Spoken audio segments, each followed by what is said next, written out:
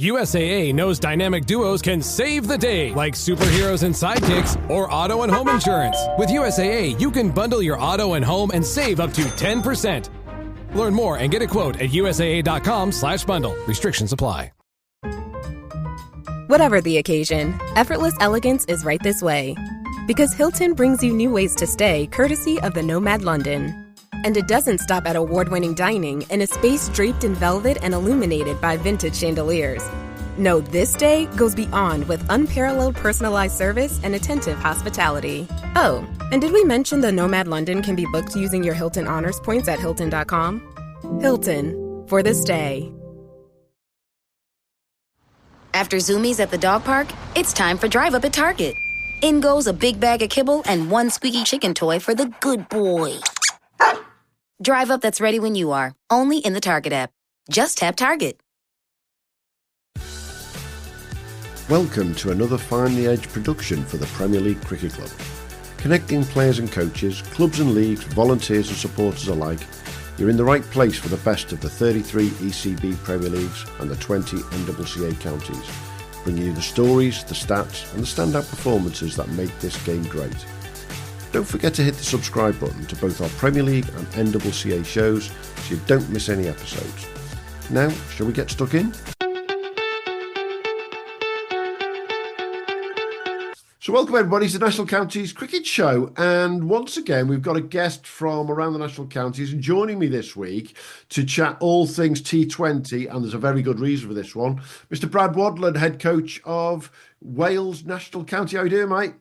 Very good. Thanks for having me again. Absolute pleasure, mate. Absolute pleasure. I said off the record, I'll say it now on the record. Fair to say you guys have had your best week of the season, haven't you? Oh, absolutely. We had a good day out on Tuesday against Gloucester. The boys have been sort of getting ready to put that type of performance in, I think, over the last couple of weeks. And I say a couple of weeks, probably the last couple of years, we've been putting sort of that team together. So it was nice for it to fire on the day, I guess. And what was in your mind, that sort of difference between, what would have been a disappointing start to T20 competition against Bedfordshire to what happened down against Gloucestershire, beating a first-class county twice? Yeah, well, look, I think Bedfordshire from looking at the scorecards and things, I think you'd look and say we bowled pretty well in the first game to restrict them to 125, I think it was. So we thought, the wicket was difficult wicket, in fairness, but you still, if one person comes off in that type of game, unfortunately we didn't win, and then Nye got off to a flyer in the second game, got 50 off 20 balls and showed his class. So it was great having someone like him around, so the younger guys can watch and see how a pro goes about his business. Yeah. But like I said, it's almost like over the last year, it's been building towards we've got potential in that team. I think the addition of Rodri Lewis is a massive addition to us, because all his cricket that he's played for Berkshire in previous years in a very strong team, winning team, as a genuine all rounder, he's just added huge value to us. Yeah, and for anyone who doesn't know, that middle order that you had on Tuesday against Gloucestershire with Henry Hurl, Billy Root, Rodri Lewis, that's just power packed, isn't it? It is, and you know what? There's no fear in that middle order, and that's the biggest thing I think we've tried putting on to the players is we want you to be positive, we want you to be proactive, we want you to look to score, and Rod just typifies that down to a P. I think his second ball he went in game 2 and slog swept Van Buren for 6, then reverse swept him for 4, and then slog swept him for 6, and it's not it's a confidence. I think when you give players confidence and they feel backed, I think it just you can start to see something in players, and it gives them a bit of a free rein, really. Yeah, and that would obviously have something to do with the big ton that he scored the other week, where he got a big ton for his club side with bugger all balls, didn't he? Basically, he did. Yeah, he got his club side St Fagans chased down 315, I think it was, and he got 130 off 80 balls. So he's a fine cricketer. He could play as a batter, he could play as a bowler. He's a genuine all rounder, gun slip fielder. So he absolutely adds maximum value to that Wales side. Absolutely. And I know you were going into this season really hopeful in particular with like George Thomas had been signed to come and play for Wales National County, but then he ended up going over to Sussex, and good on him to get a contract over there. But it must be great to be able to replace him with someone like Billy Root. Yeah, well, look, Billy's is a he's a very experienced cricketer. He's been around for a long time, knows the game inside out. It was actually at his home ground, Usk, as well. So Yeah, he's really keen to play. He lives literally 10 steps from the ground, so he wasn't late. yeah, um, but Billy, you can just see the value, like even in the warm ups and just being around the group. He's very hands on, Bill. So it was fantastic to have him around the group. hmm And just watching him go about his business in the second game and how he timed his innings. yeah, Like he got himself set, like knocked it round, and then just exploded at the back end. And I think that's such a good learning for people like Callum Nichols, Henry Hurl, Tom Norton, our younger sort of Glamorgan players who are newly signed. hmm It's good for them to watch. And I think Henry did that. Henry got himself set batting with Billy, and then he went bananas at the back end as well. He had 5 sixes and 1 4. So got himself set and then went.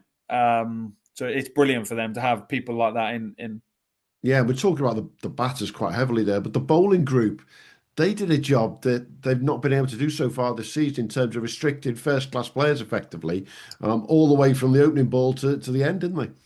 Yeah, and again, you look at it's an exciting team, and I think that's the thing. It's with them being quite young, we're going to have some different results, I guess. But in Yeah, terms of when it clicks, it's very exciting. So Ben Morris, obviously a Glamorgan pro, Tom Norton is on the academy, has been around with the Glamorgan first team during the Metro Bank. yeah, And then the two spinners, Alex Russell, who's outstanding. He's a wicket-taking bowler, yeah. wicket-taking leg spinner. And then Rodri as well. You've got like two very, very good spinners with a lot of quality. And then you've got the two bowlers with good skills as well. And then youngster Ollie Rayner as well, who's bowls very well in power plays, off spinner, Yeah. and takes up that challenge really well. So it's nice. It's a nice mold of players to sort of try and develop and move forward. Yeah, and I think what stuck out for me was across the two games, 40 overs bowling, there was only one bowler who went for double figures at any point, and that was Rodri went for 10.25 in one game, but I mean just over double figures. Everyone else is single figures playing first class county over two games. Big tick in the box for you guys, isn't it?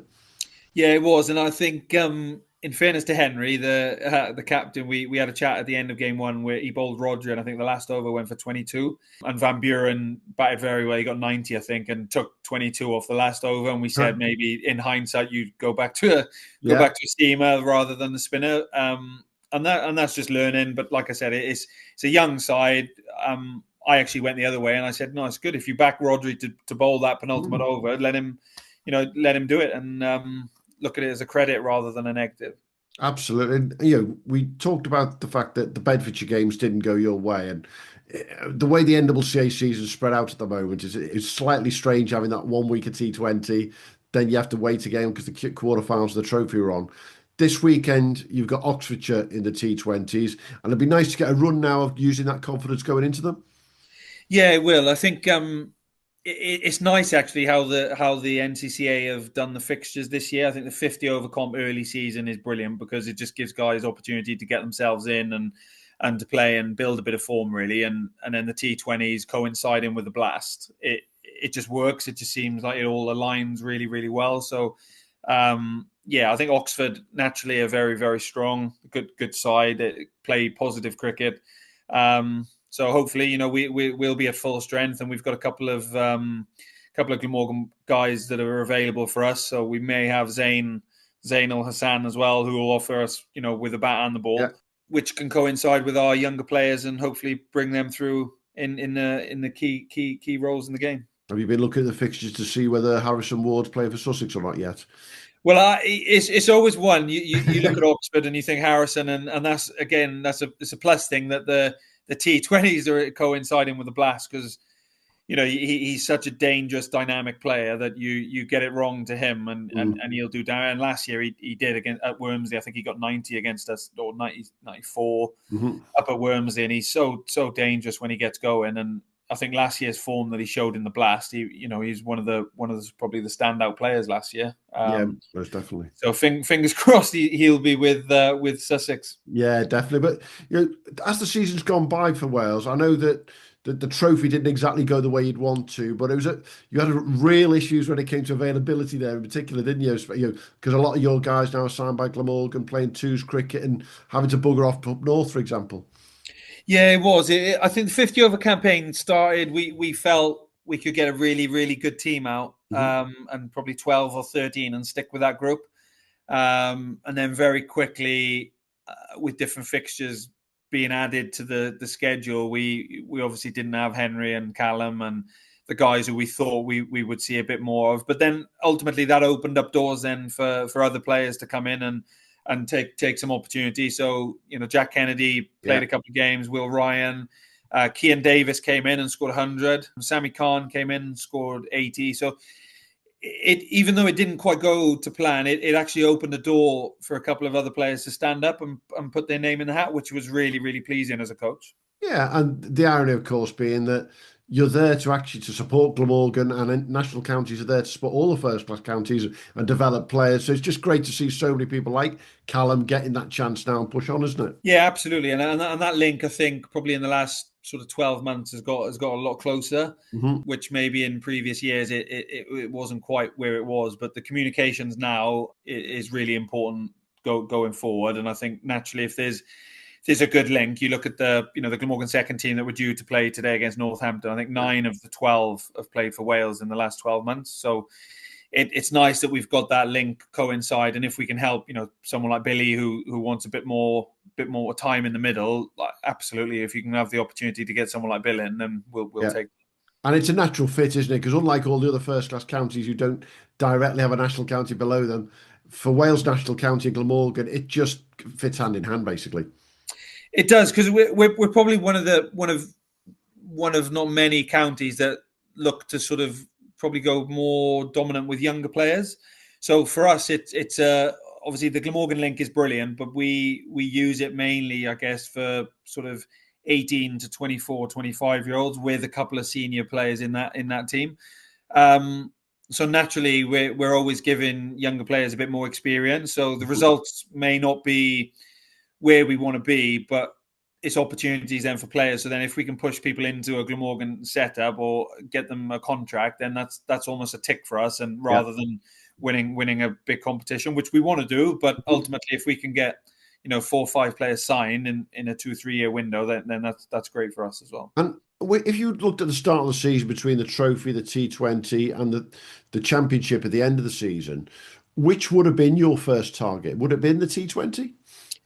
I think with the way the fixture schedules are and how the second team games work out and things, having Henry, Callum, Ben Morris, Tom Norton, potentially Billy, Zane, having those available in that middle T20 window is probably, that would be the competition we would go and try and target. Yeah. 50 over comp, we were quite happy, like I said, having, adding Rodri Lewis to the team, Russell being available all year, thinking that we would have Callum and Henry. I think we did think white ball cricket, we could have a real good crack. And again, the red ball stuff, in the last 2 years, we've done relatively well in red ball cricket. So we are keen to really try and push in that 3-day format. But as you said, the T20 one is definitely probably our strong suit at the moment. And it's very noticeable from the games against Bedfordshire and the games against Gloucestershire that there's one name missing in particular from the lineup, and that's that of Mr. Brad Wadlan himself. You've done with T20. Yeah, look, I think I said during the winter, I played a little bit of it last year, and I just felt as coach, it's a fast-paced game. It's high intensity, energy, and stuff, and I've still got that energy and drive to play. But I think me playing just takes away an opportunity for someone else. And like I said, gaining someone like Rod who bowls left arm spin and bats, it just made sense for Rod to sort of move into that position and me take a back seat and allow another opportunity, I guess, for someone else. But you'll be back for the championship, I'm sure. Yeah, I really enjoy 3-day cricket and red ball cricket. It's something that and Cam Herring, who's a good friend of mine, he's obviously the captain of that, and he's the exact same. Cam's been outstanding this year in league cricket. I think he's got 350s and 200s already for Pontarddulai. So he's itching for Red Bull cricket. So yeah, I think us two will come back into that Red Bull team. And like I said earlier, it's an opportunity at the moment in the white ball window for someone to stand up and get some form and to try and push to get into that Red Bull team then. And we always like to ask, I mean, we're 7 or 8 weeks into the white ball window right now. You've played up against a number of counties around and about for the NCCA so far. Is there anyone in the opposition that you've seen that you maybe didn't know about and think, well, hang on a minute, there's one to keep an eye on? Well, interestingly, we played Dorset in the 50 over comp first game of the year, and Dorset are pretty good in terms of their team stays relatively similar all the way through. And they had a left arm seamer, Joe Carson, and he bowled very well. He left arm made you play every ball, decent pace, and just following him how he's gone. He's obviously done quite well in the quarterfinal. I think he just picked up 3 wickets. In the quarterfinal, and I mean, you look at Dorset's team on paper, and name for name, they've got a very, very strong side. And in previous years, you had Sam Young into that team and David Scott. But the way they develop their own sort of players and their own style, like Tripconi's been outstanding for Cardiff Uni. He's got a double 100, he's got 170. So, I think they're a very good aligned team. And they got lots of very good options in terms of spin and seam up front. So I think Dorset are one. Cheshire naturally are always strong. But Dorset for me at the moment are one of the stronger teams that I've seen in probably the last 2 or 3 years, and they look like a solid side. Interesting. So when it comes to the old semi-finals of the trophy, that's the one you'll be keeping an eye on, is it?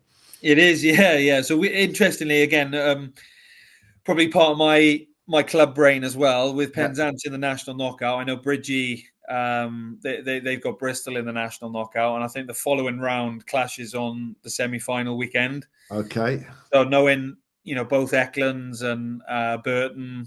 Those guys. So hopefully I've got my fingers crossed that Dorset continue to do well and maybe they miss the Bridgewater game, and if they get through, because Lintott will be in the blast as well. Aman Rayo, who I've seen on Tuesday, obviously with Gloucester, he's going to be in Gloucester squads travelling around. So Bridgie potentially might not be at optimum strength, but they'll still absolutely have enough. They're a very good team. So, and if you had to put a finger on the 2 semi-finalists in the National Counties Trophy, who would you say is going to win the Berkshire Dorset game, and who's going to win the Shropshire Suffolk one?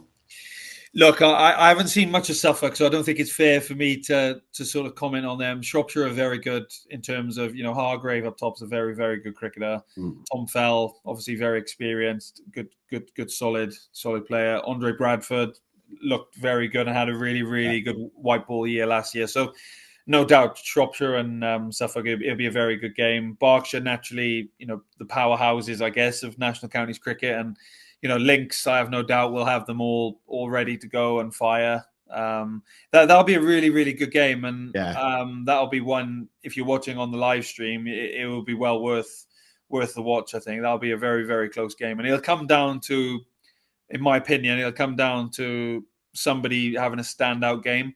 So one of the 22 players doing something standout, like a big 100, or someone scoring 50 off 20 balls to get the team up to a score. Yeah, I think that Dorset bowling attack led by Joe Carson, going up against that Berkshire powerhouse of a batting lineup. I'm not saying that's where the game's going to be, but that's going to be the really interesting start one way or the other, isn't it? Oh, absolutely. Yeah, you look at, I'd probably say Dorset's bowling attack versus their top 3, top 4 will be a really, really good battle, I think. Yeah, and I think putting the game at Finch Hampstead's quite an interesting one. Chris Britt's home ground, who scored runs for fun in the home counties. It's a big scoring ground generally. That's what Berkshire are aiming for there. And then we look forward to a final up at Chester Broughton Hall in about 6 weeks' time, I think it is, which again is a ground with just runs, fingers crossed, available. But we've seen quite a change, noticeably, in the pitches over the last 2 or 3 weeks, haven't we? From that early season where it was dust bowls everywhere, you could just see in the scores the change over the last couple of weeks, couldn't you? Yeah, they have. And I think, again, the early season weather that we had probably most groundsmen were delighted with it. But then, as you said, they've played on it, and they've turned a bit more dusty and things. Whereas we've had a bit of weather in the last couple of weeks where they've just greened some pitches up, brought some life back to these pitches. Mm-hmm. And what yourself at the moment, for those who don't know, Brad, not only is he heading up Wales National County, but he took the big move in the winter to move to the Cornwall League and play for Penzance. How are you handling the time pressures, Brad, in terms of there's a lot of travel involved, you're back and forth down to Penzance. How's that coming together after the first 7 or 8 weeks of doing it now? Yeah. Look, I've obviously had the experience of doing it in 2018. So I was there 16, 17 and 18. And in my last year, I did the drive back and forth on the train. And look, it is tough. It's a lot of driving and a lot of time spent on the train and away from family and things. But ultimately, I think when you join a club like Penzance, you're already aware of what your commitments are. So when I did join, I knew exactly what it would be like and how it would be. And we were speaking off air about trying to put the building blocks in. So when you've got a newish team, it's going to take a couple of weeks to sort of mold and stuff. And we're going brick by brick, I guess, each week to try and build our house. And hopefully by the end of the summer, we'll have built the house and we will be where we want to be. Not much different to that then, to what you've been doing with Wales National County. And I remember sort of spring last year when you guys went out to Spain and started putting those bricks in place. It's a very similar sort of project, isn't it? It is. Last year, when we went to Spain, it was probably a Red Bull focused tour because we felt last year's team, I think we finished runners up by a couple of points and missed out on getting promoted. And then last year, it was pretty much a shootout between us and Shropshire, and we didn't bat well first innings and let ourselves down, and then Shropshire got the win, and then it was a shootout then between Shropshire and Hereford in the last game. But those building blocks, absolutely. So last season's T20, there was 10 of the 15 had made debuts. Yeah. And again, this year, it's the similar sort of players. So your Ollie Rayners, your Cian Davis, those guys are still in the mix. So that experience that they gained last year has stood them in good stead for this year. It's a lot of players to be debuting all the time, isn't it? Which is why you need those older heads around them. It is. And look, ultimately, there's a lot of talented players, but then talent gets you to a certain point, and then you need the know-how. And that's where, adding people like Billy in and Zane and Henry now, who was outstanding last year in T20, and this year has gone up another level, I think. So, like I said, you add a couple of wise heads in there with the talent, and over time it'll come good. Absolutely. And so we're going into that. We're in the summer. I can't believe I'm saying that. We're in the summer. The weather has changed. If you were to put your finger on where you want to be by the end of this white ball period, you obviously want to get into the Super 12s for the T20, and promotion is firmly up there for what you want in the Championship. Yeah, spot on. I think the T20s, I mentioned it to our team last year. You could have your best team out on paper and someone comes off and gets 50 or 30 balls and wins a game. It doesn't matter whether you've got your best 11 out or you've got a very talented group of 11 players. As showed, I guess, on Tuesday. I looked at Gloucester's team and, Dent played, Van Buren, Archie Bailey, Manreo, Tommy Borman. They're all staff players. So our boys coming up against them, it was a good test. And I thought we handled ourselves really well. And I think in the first game, we probably give them a bit of a sniff to win, whereas we should have probably knocked that off 4 down with 2 overs to spare. But a little bit of inexperience, and that's fine, and that happens. But then we put that right in the second game then with a really comprehensive performance. So all about learning the T20s, but if we can get on a bit of a roll, I think T20 cricket's all about momentum. So hopefully the 2 games on Tuesday will set us up for Sunday. Absolutely. We can finish where we started. Just how great is it to be able to say you've got that national county beating a first-class county? There was a number of them did it last year. You've done it now with a pretty much new squad to a certain extent, with all those youngsters. Just to be able to put that as a tick on the wall for all the boys, that's fantastic, isn't it? It is, and even not just for Wales. I think you look at the general national county standard, and it's not far off. You've got some very, very talented players in national counties cricket that, well, as the challengers have shown, if you put a group of players together, and you've got time to to gel them together. They can go and beat some very, very good sides, and Berkshire have done it to Middlesex. We beat Glamorgan a couple of years ago. There's always teams winning. Oxford have gone on one game, so there's a lot of talent in national counties cricket, and I think ultimately the big difference is doing it on that occasion, doing it on the big days, because those types of players get recognised for doing that. Yeah, and I think I've talked about it time and time again. Those first-class players have the luxury of rocking in every day, training, netting, massage, physio, you name it. Whereas a lot of your boys, they've got jobs, university, and for them it's still a very much a part-time thing. And so to be able to get to that level, to be able to beat those first-class counties, it really is something. It is. I've said it for years. I think they've got to juggle so much. You got work, and then you got uni, and then you got exams, and then you play Saturday, and you got to travel somewhere Sunday, and then you play, and then you travel back, and then you've got to do work. It's a huge commitment. So when you see people performing consistently in national counties cricket, I think hats off to them, because what you don't see behind the door is the travel back and forth. Whereas pros have that luxury of, okay, well, I won't play Saturday. I'll travel up, take my time, relax there, have a nice meal, sleep well, play Sunday, relax Monday, have a day off, then train again Tuesday. And as you said, the more balls you hit, it's got to help. So if you put 20, 30 national county cricketers into a professional environment and allowed them a 1-year contract, and you watch them, the standard would just shoot right up, and those guys would compete with a lot of pros. Absolutely. Your enthusiasm is clearly undiminished, Mr. Wadlan. You're still banging that drum for A, Wales national county, and B, national counties, which I'm very passionate about as well. Great to chat and catch up as always, mate, and look forward to seeing how you go against Oxfordshire at the weekend. Appreciate it. Thanks for having me. All the best, mate.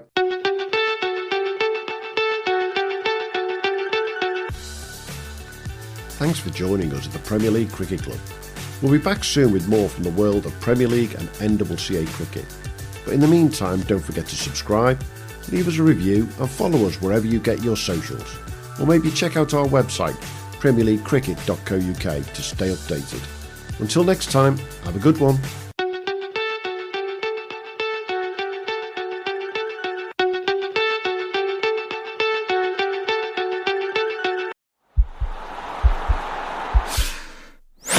This podcast is part of the Sports Social Podcast Network.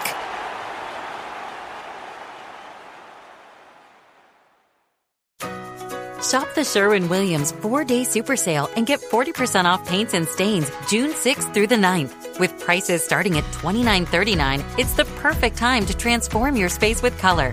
Whether you're looking to revamp your interior or exterior, we have you covered with bold hues, soothing neutrals, and everything in between. Shop the sale online or visit your neighborhood Sherwin-Williams store. Click the banner to learn more. Retail sales only. Some exclusions apply. See store for details.